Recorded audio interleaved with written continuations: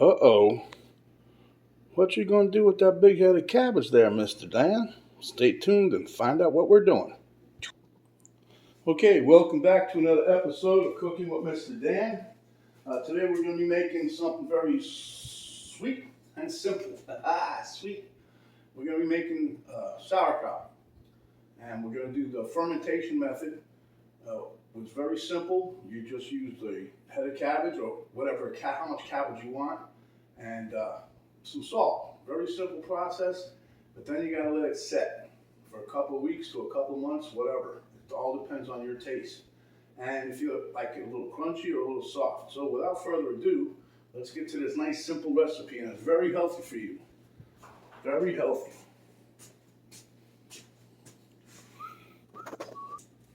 Okay, as you can see, I already saw that I got a nice head of cabbage there. It's a huge one. That's the one we got from Ohio, from Penny's dad. Here, some of the leaves I peeled off the top. I'm going to use those to seal in the cabbage, okay, in its own brine. Here we have a little bowl, a scale. I have some salt here, which I'm going to be using about 1.5 to 2 teaspoons per pound. And then this is a nice mixing bowl, and as I mix it, I'll mix it in here, and then we're going to take it and put it in this here crock, and then I'm going to keep mashing and mashing with the masher, see? This actually came out of a butter churn, but figured I'd use that versus buying one of those wooden mashers. So let's get to it. Okay, like I said, very simple, but when you peel off the leaves, you want to wash the head of cabbage. So we did that already, and if you'll notice, I cut the bottom stem off, okay? So I'm going to try to say, okay, this here is going to be about midway. This thing's big, man. It's huge. Wouldn't put it past his dad. Everything he does is heavy duty, big stuff. Okay, so we're just going to slice through this, and basically what I'm going to do is I'm going to quarter it. We're going to cut out the core, and then we're going to cut it in quarters, and then we're going to thinly slice it. You'll see what we're doing. Okay, so we cut it in half. Here's the said core, if you see that. We're going to cut that out.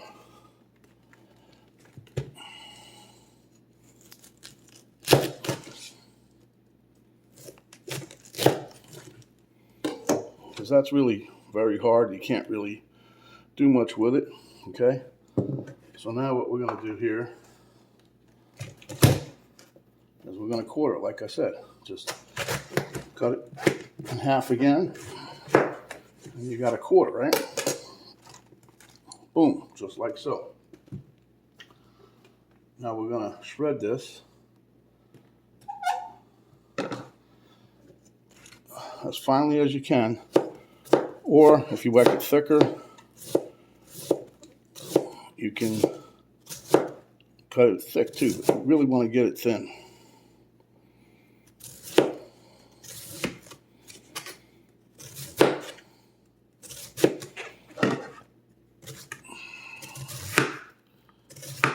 You can they got a great thing for this here, for the cabbage head. But I looked the price of those. Them things are expensive as hell. It's a little wooden grater. It's a wooden box shaped thing, but it's got a metal band or something in there. And that's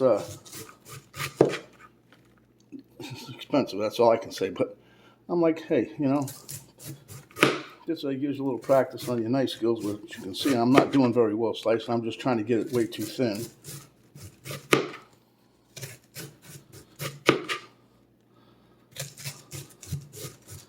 What I'm going to do is I'm going to try to finish this one, and then I'm going to let you guys go while I finish the rest of it. I'm going to show you what we're going to do here in a minute. I'm just going to put this in this bowl for right now, just to get it out of the way. And I'm going to pull out another bowl when I go to weigh it. You'll see what I'm doing. So, as you can see, again, just keep cutting away.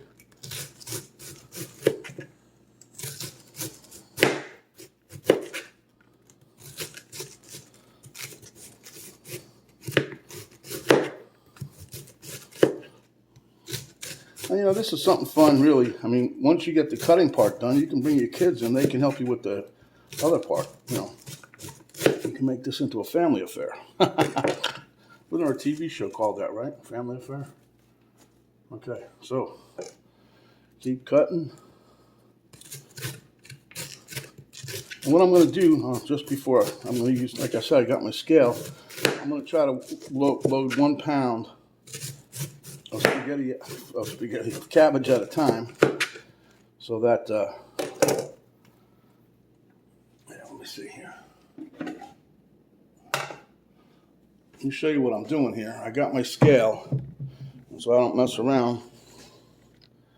I'm going to turn it on. See, I put the empty bowl in first, okay? Then I turn it on, and that should give me the 0 weight with the bowl on it. As you can see, at 0, 0. That's fine. So now what we're going to do, I'm going to put a little bit of cabbage in. I'm just going to show you because there's still a lot to go here. So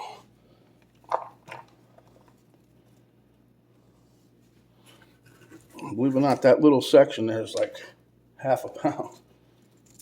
Okay.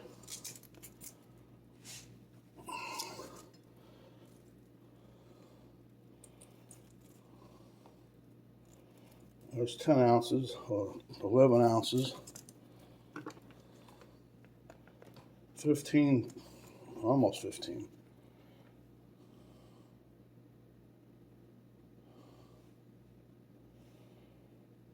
Do it again. I gotta try this one more time. It's gonna start to pee me off. But anyway, here, let's do it this way. We'll put a bigger bowl in there. I must have bumped the button, but anyway, let's try this again with the tare. Boom. Okay, it's everything is 0. This here is 15.2.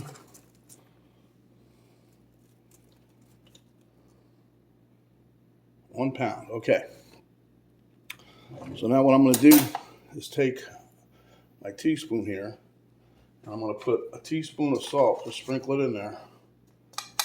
Probably going to put a little more than I put, a teaspoon and a half. Okay, and then we're just going to mix. And as you mix, you're really trying to crunch this up, see?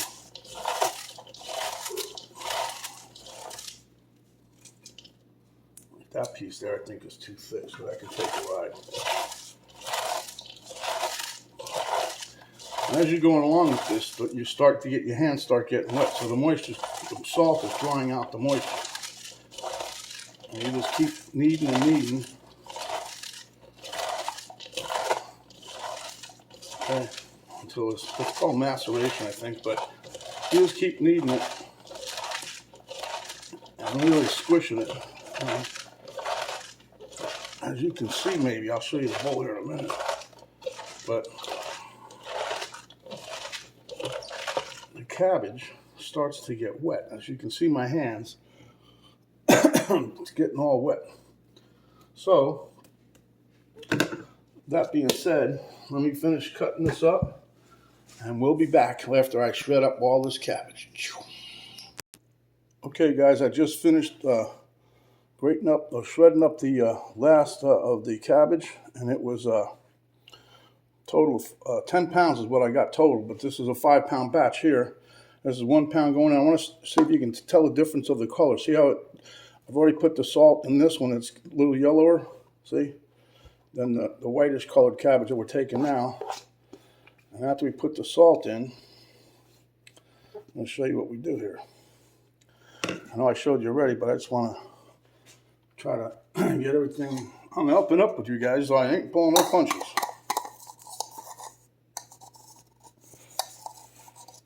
I'll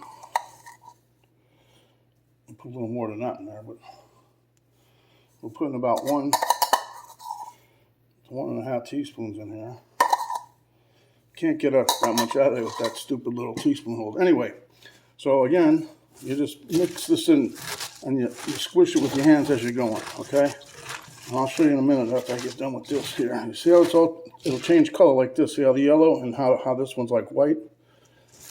Maybe it's too bright on the camera, I don't know. But once that starts changing color, you know you're doing something right.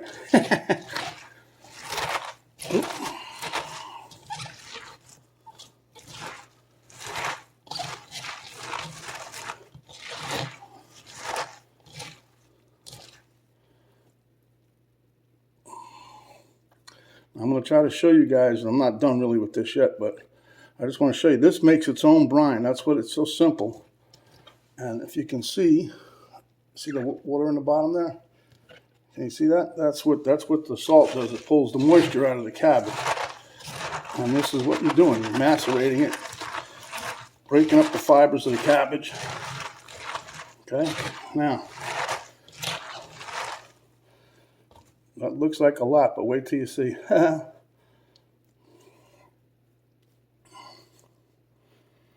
going to show you what's in the crock here. Let me get it, so I don't get this all over the place. I'm going to show you right quick where we're going. Right here. All right. See this here? I tamped it down, but then I wanted to one more time macerate a little bit more. So once it's in the stoneware like this, again, I just chunk it up. See? Can you see the liquid down at the bottom there? Yeah, see? Now when you get done with this, the object is to get the water level above the cabbage. That means no air can get in. This process works on an anaerobic state, which means no air, free of oxygen. Okay? Then you got the flip side of it, aerobic, which means oxygen. Okay, so, and the whole process of fermentation creates a lactobacillus, which is good for your gut, good gut health, and it helps you stay healthy. That's what they used in the old days. They used cabbage for a lot of things. Coleslaw, sauerkraut. This here is my wife's got a butter churn. So instead of going out and buying me one of those, what they call cabbage mashers, I'm using this and it works out perfect. I get all along the edges, as you can see, and I just keep beating and beating and beating. Now, if I don't have enough water at the end, enough liquid, what I'm going to do is make some of my own brine. I'm going to take like a tablespoon or so of salt, and then I'm going to put that a little bit just to cover, make sure everything's covered, but I'm going to try to mix it in a Ziploc bag. I'll show you why. Not just yet, though. Okay, back over here. Mix this a little bit more. See how everything's about the same color now?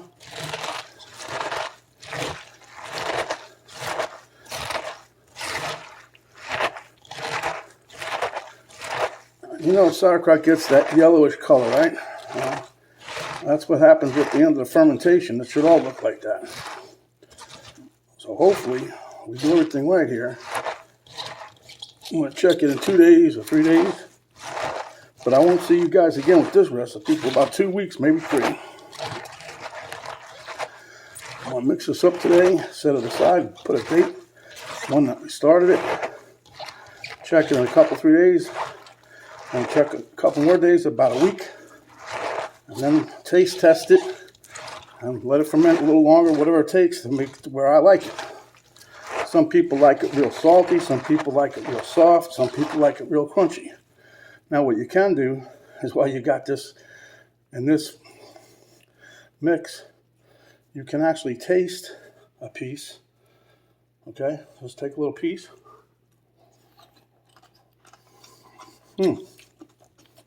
Now to me, I taste a little salty, but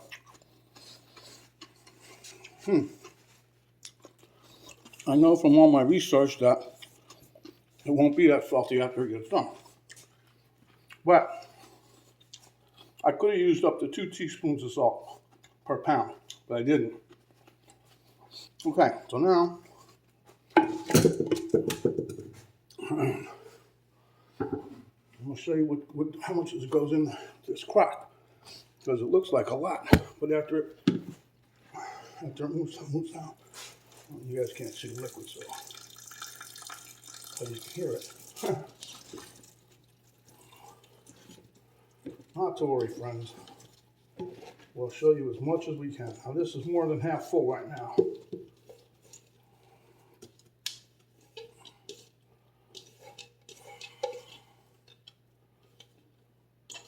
And you want to make sure everything is like airtight. And you might get a little foamy on the top. You can scoop that off after a few days. Check it every so often. If it gets a little foamy, just spoon that off. Try to keep everything submerged. You might even get a little mold. Just scoop that out of there. Okay. I'll bring you over here again. Now you don't need one of those wooden masher things if you don't want them. Let me see, can I get this up a little higher? Okay, so what we can do is, I'm just trying to get more moisture out of here. I don't know if you guys can see it, but it's almost to the top with the liquid.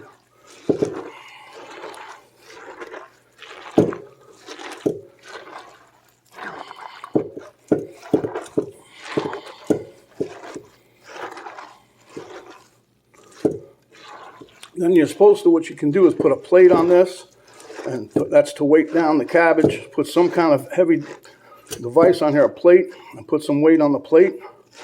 Or you can do like I'm going to do. I'm going to get about a gallon of water into a Ziploc bag. I'm going to make a little bit of a brine. See, this is coming up now anyway. It's getting to where I want it. As you can see the liquid, see, it's starting to come to the top.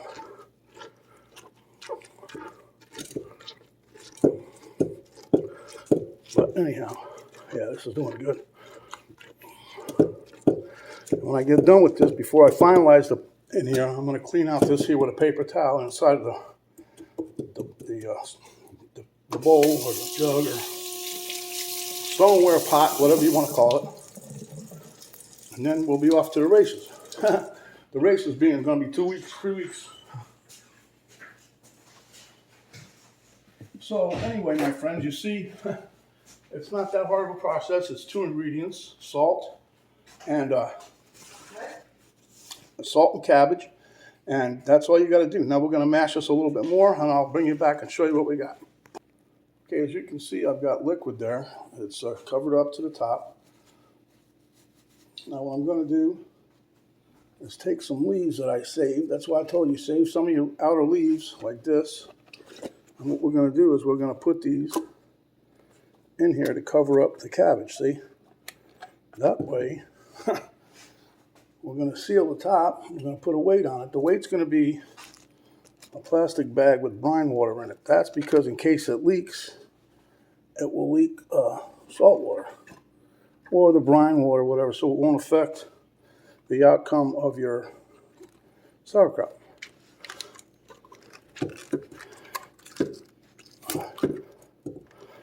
As you can see, when you push down, it shows there's enough liquid in here, see? It comes right up over the top of the cabbage that we put in there to cover it. Now, some people will put a plate, and the object is, like I said, you want to try to keep everything under the water. So I'm just putting a couple more pieces in here because I'm a anal retentive little guy. Okay, I'll put this one back over here.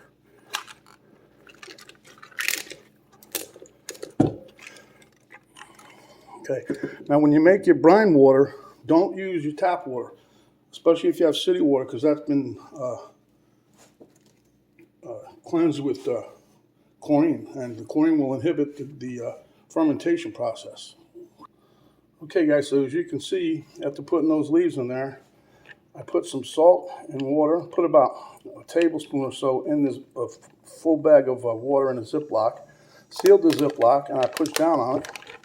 And if you can see, there's liquid coming up over the side of the cabbage that we used to cover it. So that's what you want. Then we're going to cover it. And my wife came up with this nice little idea. We're going to cover it with one of our food covers that we bought. This just happens to fit perfectly. Seals tight around the edge. And what you'll notice with this is once the fermentation starts, this should puff up a little bit. Because you're letting the CO2 come out.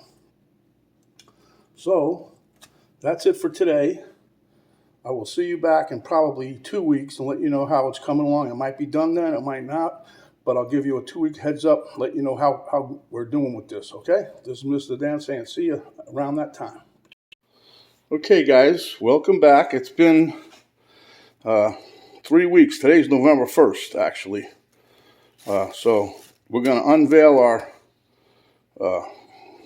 sauerkraut for you.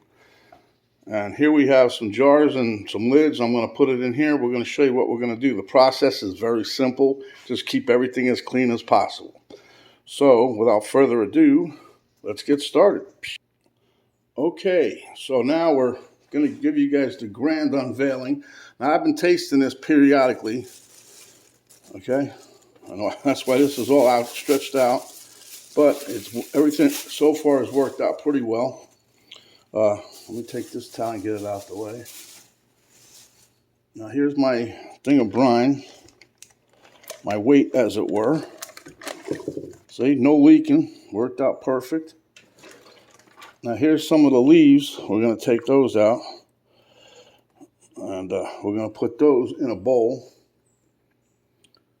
I'll show you why. Again, we're saving them for a purpose.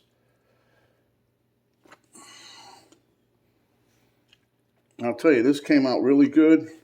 Still has a little crunch. Matter of fact, Penny and I both have tasted it and give it the seal of approval. Okay, now you remember, don't put nothing metal in here. What we're going to do, you can use your hand or you can use a wooden device or something like chopsticks. You'll be there forever. Or you can use, what I'm going to try to do is see how my silicone getters get. See here, I'm going to use these silicone babies. Try not to get no metal touching in there. And I'm just going to scoop a little bit out. And right into here. Let me pull you back a little so you can see the jar. There you go. Now, the only thing that I found that was a pain in the ass with this, and that's the only pain in the ass, this crock was weeping at the bottom, underneath, on the bottom side, and we were constantly having to move it, shift it around,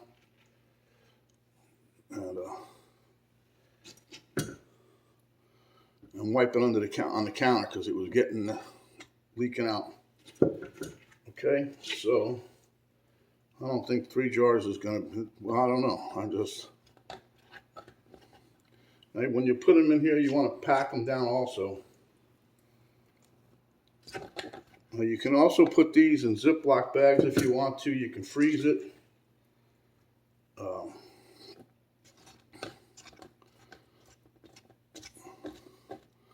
You can put it in the refrigerator. Now, if you don't put it in the refrigerator, well, put it in the refrigeration. That slows down the fermentation process because it's still going to continue.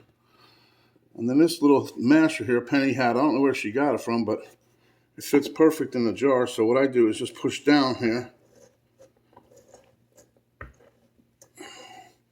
Okay.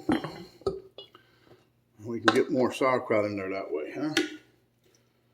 But the smell on this here, oh, it's the real deal, trust me. You guys are going to love this if you try it. I think it tastes way better. Matter of fact, I have a jar of German sauerkraut right now in the refrigerator. And I did a taste test comparison. They're both good, don't get me wrong, but I don't know, maybe it's because I made this one. It has a little more crunch like I like, but it also tastes better. To me, I don't know. Maybe I'm full of you know what, huh? Oop. So you push down, you get liquid come up to the top. Now that's what I'm saying. You want to save those leaves.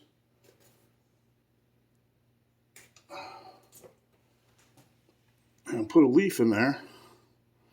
Put it this way because there's sauerkraut on the other side. See? Put that on top just like we did when we made this. Try to keep the air from getting to the top of the sauerkraut there. And you just push down a little bit. Now if you leave these out in the room air again, you want to release it every so often. Don't make these really tight. Okay? So let me continue to march here. I'm definitely going to need more jars. Hope I got enough jars. Lots of Ziploc them, I guess, huh? But anyway, just continue to fill up. That's why I did it by the sink. I got the paper towel under here.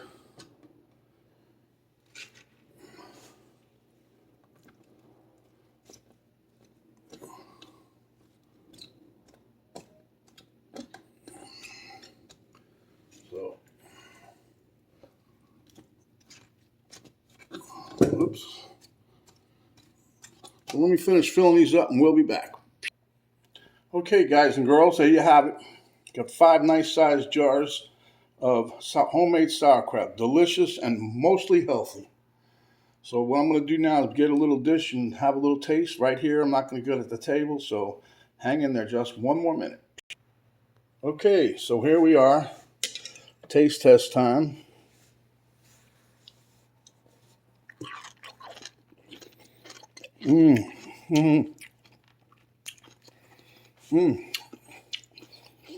It's got that puckery,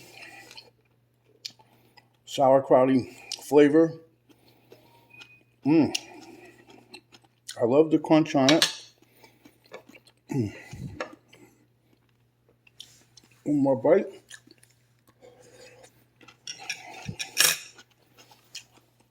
All right, can you imagine using this with a nice pork roast? Very, very healthy. And if you can, save the sauce, save the juice. You never know when you can use that. Plus, if you're a bigger man than me, you can take a shot of that a day. Okay, guys, if you like this simple, easy recipe that's delicious and also healthy, give us a thumbs up. Share with your friends, your neighbors. If you haven't yet subscribed, this dish should make you subscribe because it's nice and healthy, like I said, and it's easy. Hit the subscribe button. Next, the notification bell will pop up. You hit that. That'll notify you each and every time we come up with another video. The arrow down box right below the video box, you hit that. Drop down box will come down. That'll give you a link to Cooking with Mr. Dan Facebook page, a link to my daughter's artwork site page, and a complete recipe and ingredients and exactly how we did this delicious, delicious dish. So, until next time, my friends, stay hungry. And when you are, come back and we'll give you another delicious dish just like this. Mr. Dan saying stay healthy and stay away from that COVID stuff. We're out for now.